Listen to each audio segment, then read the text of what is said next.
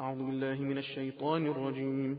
بسم الله الرحمن الرحيم. إليه يرد علم الساعة، وما تخرج من ثمرات من أكمامها وما تحمل من أنثى ولا تضع إلا بعلمه،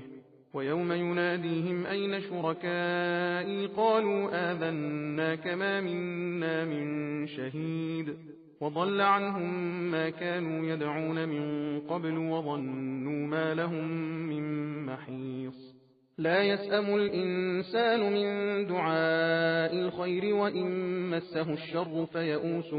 قنوط، ولئن أذقناه رحمة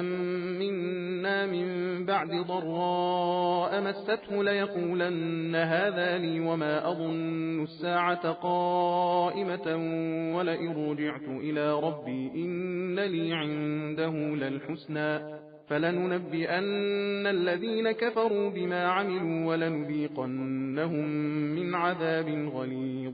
وإذا أنعمنا على الإنسان أعرض ونأى بجانبه وإذا مسه الشر فذو دعاء عريض.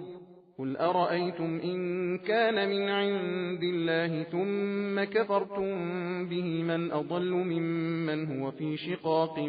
بعيد. سنريهم آياتنا في الآفاق وفي أنفسهم حتى يتبين لهم أنه الحق. أولم يكف بربك أنه على كل شيء شهيد. ألا إنهم في مرية من لقاء ربهم ألا إنه بكل شيء محيط. بسم الله الرحمن الرحيم. حميم عين سين قاف. كذلك يوحي إليك وإلى الذين من قبلك الله العزيز الحكيم. له ما في السماوات وما في الأرض وهو العلي العظيم. تكاد السماوات يتفطرن من فوقهن والملائكة يسبحون بحمد ربهم ويستغفرون لمن في الأرض ألا إن الله هو الغفور الرحيم. والذين اتخذوا من دونه أولياء الله حفيظ عليهم وما أنت عليهم بوكيل. وكذلك أوحينا إليك قرآنا عربيا لتنذر أم القرى ومن حولها وتنذر يوم الجمع لا ريب فيه فريق في الجنة وفريق في السعير. ولو شاء الله لجعلهم أمة واحدة ولكن يدخل من يشاء في رحمته والظالمون ما لهم من ولي ولا نصير. أم اتخذوا من دونه أولياء فالله هو الولي وهو يحيي الموتى وهو على كل شيء قدير. وما اختلفتم فيه من شيء فحكمه إلى الله. ذلكم الله ربي عليه توكلت وإليه أنيب.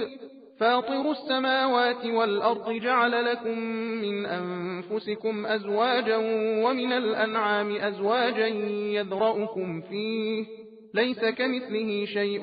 وهو السميع البصير. له مقاليد السماوات والأرض يبسط الرزق لمن يشاء ويقدر إنه بكل شيء عليم. شرع لكم من الدين ما وصى به نوحا والذي أوحينا إليك وما وصينا به إبراهيم وموسى وعيسى أن أقيموا الدين ولا تتفرقوا فيه كبر على المشركين ما تدعوهم إليه.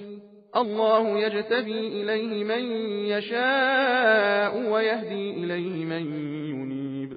وما تفرقوا إلا من بعد ما جاءهم العلم بغيا بينهم ولولا كلمة سبقت من ربك إلى أجل مسمى لقضي بينهم وإن الذين أورثوا الكتاب من بعدهم لفي شك منه مريب. فلذلك فادع واستقم كما أمرت ولا تتبع أهواءهم وقل آمنت بما أنزل الله من كتاب وأمرت لأعدل بينكم الله ربنا وربكم لنا أعمالنا ولكم أعمالكم لا حجة بيننا وبينكم الله يجمع بيننا وإليه المصير والذين يحاجون في الله من بعد ما استجيب له حجتهم داحضة عند ربهم وعليهم غضب ولهم عذاب شديد الله الذي أنزل الكتاب بالحق والميزان وما يدريك لعل الساعة قريب يستعجل بها الذين لا يؤمنون بها والذين آمنوا مشفقون منها ويعلمون أنها الحق ألا إن الذين يمارون في الساعة لفي ضلال بعيد الله لطيف بعباده يرزق من يشاء وهو القوي العزيز من كان يريد حرث الآخرة نزد له في حرثه ومن كان يريد حرث الدنيا نؤته منها وما له في الآخرة من نصيب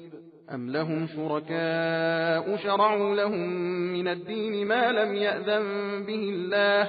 ولولا كلمة الفصل لقضي بينهم وإن الظالمين لهم عذاب أليم ترى الظالمين مشفقين مما كسبوا وهو واقع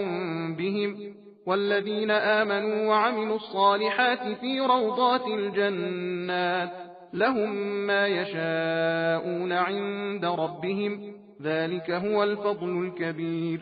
ذلك الذي يبشر الله عباده الذين آمنوا وعملوا الصالحات قل لا أسألكم عليه أجرا إلا المودة في القربى ومن يقترف حسنة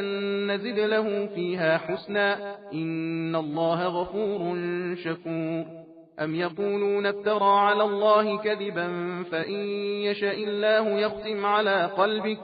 ويمحو الله الباطل ويحق الحق بكلماته إنه عليم بذات الصدور وهو الذي يقبل التوبة عن عباده ويعفو عن السيئات ويعلم ما تفعلون ويستجيب الذين آمنوا وعملوا الصالحات ويزيدهم من فضله والكافرون لهم عذاب شديد ولو بسط الله الرزق لعباده لبغوا في الأرض ولكن ينزل بقدر ما يشاء إنه بعباده خبير بصير وهو الذي ينزل الغيث من بعد ما قنطوا وينشر رحمته وهو الولي الحميد ومن آياته خلق السماوات والأرض وما بث فيهما من دابة وهو على جمعهم إذا يشاء قدير وما أصابكم من مصيبة فبما كسبت أيديكم ويعفو عن كثير وما أنتم بمعجزين في الأرض وما لكم من دون الله من ولي ولا نصير ومن آياته الجوار في البحر كالأعلام إن يشأ يسكن الريح فيظللن رواكد على ظهره إن في ذلك لآيات لكل صبار شكور أو يوبقهن بما كسبوا ويعفو عن كثير ويعلم الذين يجادلون في آياتنا ما لهم من محيص فما أوتيتم من شيء فمتاع الحياة الدنيا وما عند الله خير وأبقى للذين آمنوا وعلى ربهم يتوكلون والذين يجتنبون كبائر الإثم والفواحش وإذا ما غضبوا هم يغفرون والذين استجابوا لربهم وأقاموا الصلاة وأمرهم شورى بينهم ومما رزقناهم ينفقون والذين إذا أصابهم البغي هم ينتصرون وجزاء سيئة سيئة مثلها فمن عفا وأصلح فأجره على الله إنه لا يحب الظالمين ولمن انتصر بعد ظلمه فأولئك ما عليهم من سبيل إنما السبيل على الذين يظلمون الناس ويبغون في الأرض بغير الحق أولئك لهم عذاب أليم ولمن صبر وغفر إن ذلك لمن عزم الأمور ومن يضلل الله فما له من ولي من بعده. وترى الظالمين لما رأوا العذاب يقولون هل إلى مرد من سبيل وتراهم يعرضون عليها خاشعين من الذل ينظرون من طرف خفي. وقال الذين آمنوا إن الخاسرين الذين خسروا أنفسهم وأهليهم يوم القيامة ألا إن الظالمين في عذاب مقيم. وما كان لهم من أولياء ينصرونهم من دون الله ومن يضلل الله فما له من سبيل. استجيبوا لربكم من قبل أن يأتي يوم لا مرد له من الله ما لكم من ملجأ يومئذ وما لكم من نكير. فإن أعرضوا فما أرسلناك عليهم حفيظا إن عليك إلا البلاغ وإنا إذا أذقنا الإنسان منا رحمة فرح بها وإن تصبهم سيئة بما قدمت أيديهم فإن الإنسان كفور. لله ملك السماوات والأرض يخلق ما يشاء يهب لمن يشاء إناثا ويهب لمن يشاء الذكور أو يزوجهم ذكرانا وإناثا ويجعل من يشاء عقيما إنه عليم قدير.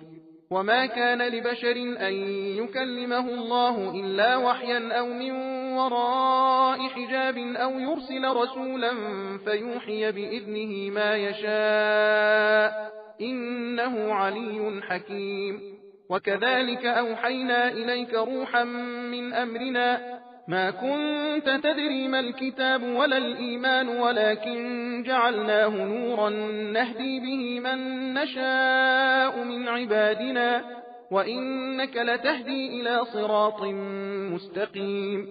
صراط الله الذي له ما في السماوات وما في الأرض ألا إلى الله تصير الأمور. بسم الله الرحمن الرحيم. حميم والكتاب المبين إنا جعلناه قرآنا عربيا لعلكم تعقلون وإنه في أم الكتاب لدينا لعلي حكيم. أفنضرب عنكم الذكر صفحا أن كنتم قوما مسرفين. وكم أرسلنا من نبي في الأولين وما يأتيهم من نبي إلا كانوا به يستهزئون فأهلكنا أشد منهم بطشا ومضى مثل الأولين. ولئن سألتهم من خلق السماوات والأرض ليقولن خلقهن العزيز العليم الذي جعل لكم الأرض مهدا وجعل لكم فيها سبلا لعلكم تهتدون والذي نزل من السماء ماء بقدر فأنشرنا به بلدة ميتا كذلك تخرجون والذي خلق الأزواج كلها وجعل لكم من الفلك والأنعام ما تركبون لتستووا على ظهوره ثم تذكروا نعمة ربكم إذا استويتم عليه وتقولوا سبحان الذي سخر لنا هذا وما كنا له مقرنين وإنا إلى ربنا لمنقلبون. وجعلوا له من عباده جزءا إن الإنسان لكفور مبين. أم اتخذ مما يخلق بنات وأصفاكم بالبنين وإذا بشر أحدهم بما ضرب للرحمن مثلا ظل وجهه مسودا وهو كظيم أومن ينشأ في الحلية وهو في الخصام غير مبين. وجعلوا الملائكة الذين هم عباد الرحمن إناثا أشهدوا خلقهم ستكتب شهادتهم ويسألون وقالوا لو شاء الرحمن ما عبدناهم ما لهم بذلك من علم إن هم إلا يخرصون أم آتيناهم كتابا من قبله فهم به مستمسكون بل قالوا إنا وجدنا آباءنا على أمة وإنا على آثارهم مهتدون وكذلك ما أرسلنا من قبلك في قرية من نذير إلا قال مترفوها إنا وجدنا آباءنا على أمة وإنا على آثارهم مقتدون قال أولو جئتكم بأهدى مما وجدتم عليه آباءكم قالوا إنا بما أرسلتم به كافرون فانتقمنا منهم فانظر كيف كان عاقبة المكذبين وإذ قال إبراهيم لأبيه وقومه إنني براء مما تعبدون إلا الذي فطرني فإنه سيهدين وجعلها كلمة باقية في عقبه لعلهم يرجعون بل متعت هؤلاء وآباءهم حتى جاءهم الحق ورسول مبين ولما جاءهم الحق قالوا هذا سحر وإنا به كافرون وقالوا لولا نزل هذا القرآن على رجل من القريتين عظيم أهم يقسمون رحمة ربك نحن قسمنا بينهم معيشتهم في الحياة الدنيا ورفعنا بعضهم فوق بعض درجات ليتخذ بعضهم بعضا سخريا ورحمة ربك خير مما يجمعون ولولا أن يكون الناس أمة واحدة لجعلنا لمن يكفر بالرحمن لبيوتهم سقفا من فضة ومعارج عليها يظهرون ولبيوتهم أبوابا وسررا عليها يتكئون وزخرفا وإن كل ذلك لما متاع الحياة الدنيا والآخرة عند ربك للمتقين ومن يعش عن ذكر الرحمن نقيض له شيطانا فهو له قرين وإنهم ليصدونهم عن السبيل ويحسبون أنهم مهتدون حتى إذا جاءنا قال يا ليت بيني وبينك بعد المشرقين فبئس القرين ولن ينفعكم اليوم إذ ظلمتم أنكم في العذاب مشتركون أفأنت تسمع الصم أو تهدي العمي ومن كان في ضلال مبين فإما نذهبن بك فإنا منهم منتقمون أو نرينك الذي وعدناهم فإنا عليهم مقتدرون فاستمسك بالذي أوحي إليك إنك على صراط مستقيم وإنه لذكر لك ولقومك وسوف تسألون واسأل من أرسلنا من قبلك من رسلنا أجعلنا من دون الرحمن آلهة يعبدون ولقد أرسلنا موسى بآياتنا إلى فرعون وملئه فقال إني رسول رب العالمين فلما جاءهم بآياتنا إذا هم منها يضحكون وما نريهم من آية إلا هي أكبر من أختها وأخذناهم بالعذاب لعلهم يرجعون وقالوا يا أيها الساحر ادع لنا ربك بما عهد عندك إننا لمهتدون فلما كشفنا عنهم العذاب إذا هم ينكثون ونادى فرعون في قومه قال يا قوم أليس لي ملك مصر وهذه الأنهار تجري من تحتي أفلا تبصرون أم أنا خير من هذا الذي هو مهين ولا يكاد يبين فلولا ألقي عليه أسورة من ذهب أو جاء معه الملائكة مقترنين فاستخف قومه فأطاعوه إنهم كانوا قوما فاسقين فلما آسفونا انتقمنا منهم فأغرقناهم أجمعين فجعلناهم سلفا ومثلا للآخرين ولما ضرب ابن مريم مثلا إذا قومك منه يصدون وقالوا أآلهتنا خير أم هو ما ضربوه لك إلا جدلا بل هم قوم خصمون إن هو إلا عبد أنعمنا عليه وجعلناه مثلا لبني إسرائيل ولو نشاء لجعلنا منكم ملائكة في الأرض يخلفون وإنه لعلم للساعة فلا تمترن بها واتبعون هذا صراط مستقيم ولا يصدنكم الشيطان إنه لكم عدو مبين. ولما جاء عيسى بالبينات قال قد جئتكم بالحكمة ولأبين لكم بعض الذي تختلفون فيه فاتقوا الله وأطيعون. إن الله هو ربي وربكم فاعبدوه هذا صراط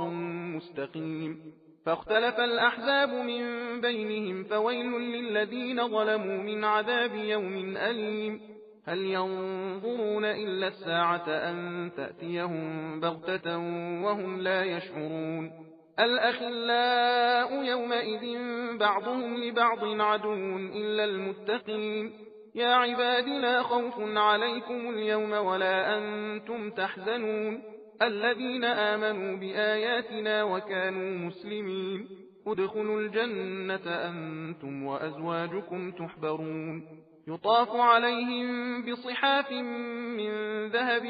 وأكواب وفيها ما تشتهيه الأنفس وتلذ الأعين وأنتم فيها خالدون. وتلك الجنة التي أورثتموها بما كنتم تعملون لكم فيها فاكهة كثيرة منها تأكلون. إن المجرمين في عذاب جهنم خالدون لا يفتر عنهم وهم فيه مبلسون. وما ظلمناهم ولكن كانوا هم الظالمين. ونادوا يا مالك ليقض علينا ربك قال إنكم ماكثون. لقد جئناكم بالحق ولكن أكثركم للحق كارهون. أم أبرموا أمرا فإنا مبرمون أم يحسبون أنا لا نسمع سرهم ونجواهم بلى ورسلنا لديهم يكتبون. قل إن كان للرحمن ولد فأنا أول العابدين. سبحان رب السماوات والأرض رب العرش عما يصفون. فذرهم يخوضوا ويلعبوا حتى يلاقوا يومهم الذي يوعدون. وهو الذي في السماء إله وفي الأرض إله وهو الحكيم العليم. وتبارك الذي له ملك السماوات والأرض وما بينهما وعنده علم الساعة وإليه ترجعون. ولا يملك الذين يدعون من دونه الشفاعة إلا من شهد بالحق وهم يعلمون. ولئن سألتهم من خلقهم ليقولن الله فأنا يؤفكون. وقيله يا رب إن هؤلاء قوم لا يؤمنون فاصفح عنهم وقل سلام فسوف يعلمون. بسم الله الرحمن الرحيم. حاميم والكتاب المبين إنا أنزلناه في ليلة مباركة إنا كنا منذرين فيها يفرق كل أمر حكيم أمرا من عندنا إنا كنا مرسلين رحمة من ربك إنه هو السميع العليم. رب السماوات والأرض وما بينهما إن كنتم موقنين لا إله إلا هو يحيي ويميت ربكم ورب آبائكم الأولين بل هم في شك يلعبون. فارتقب يوم تأتي السماء بدخان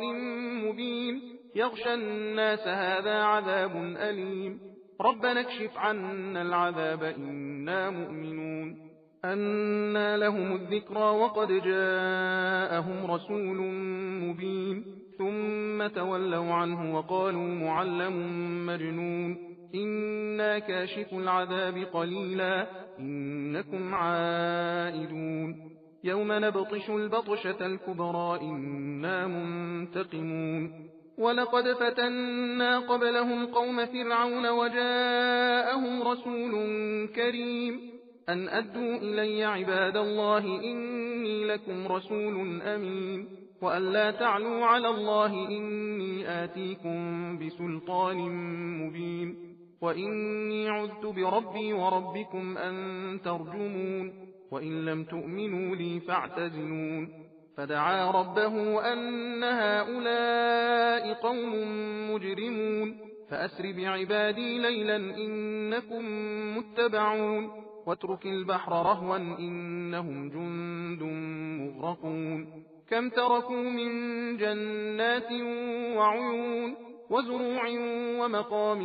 كريم ونعمة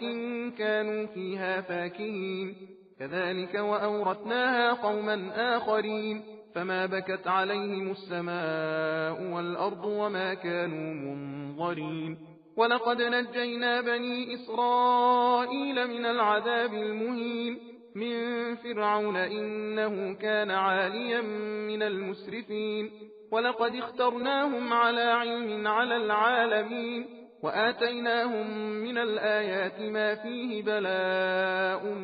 مبين إن هؤلاء ليقولون إن هي إلا موتتنا الأولى وما نحن بمنشرين فأتوا بآبائنا إن كنتم صادقين أهم خير أم قوم تبع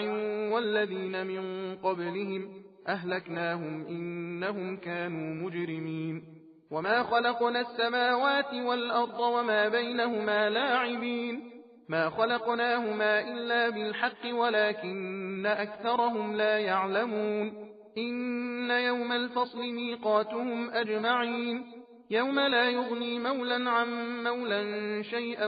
ولا هم ينصرون إلا من رحم الله إنه هو العزيز الرحيم إن شجرة الزقوم طعام الأثيم كالمهل يغلي في البطون كغلي الحميم خذوه فاعتلوه إلى سواء الجحيم ثم صبوا فوق رأسه من عذاب الحميم ذق إنك أنت العزيز الكريم إن هذا ما كنتم به تمترون إن المتقين في مقام أمين في جنات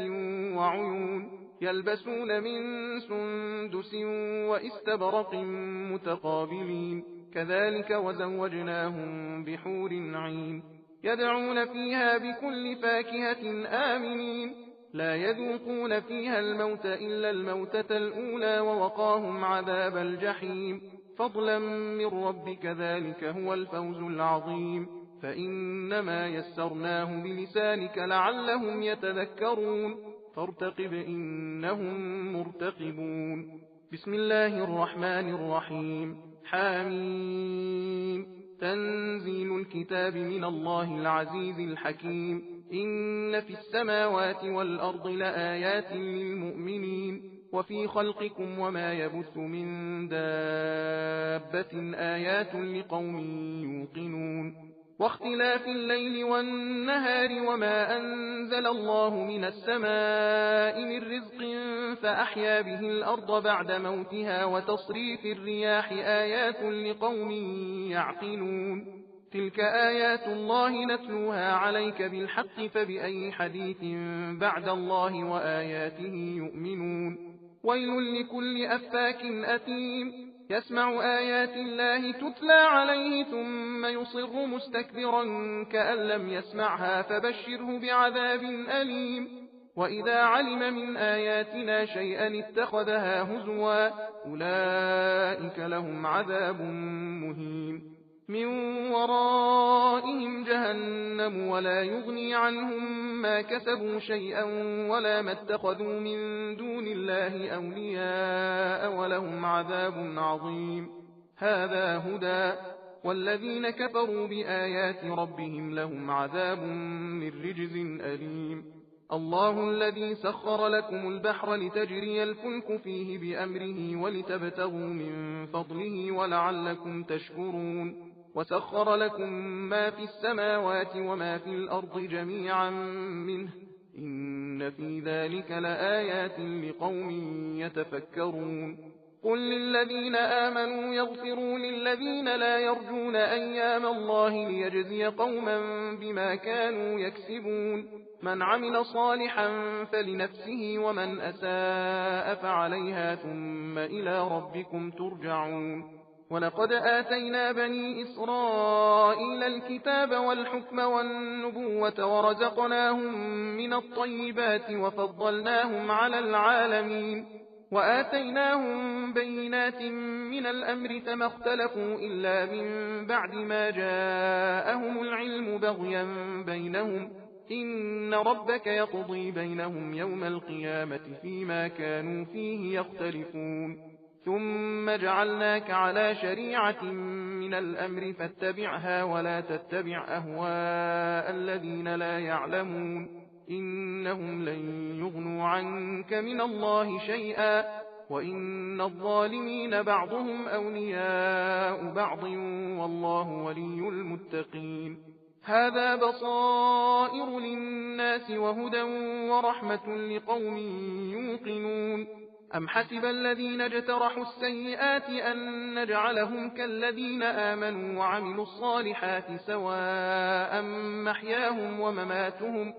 ساء ما يحكمون وخلق الله السماوات والأرض بالحق ولتجزى كل نفس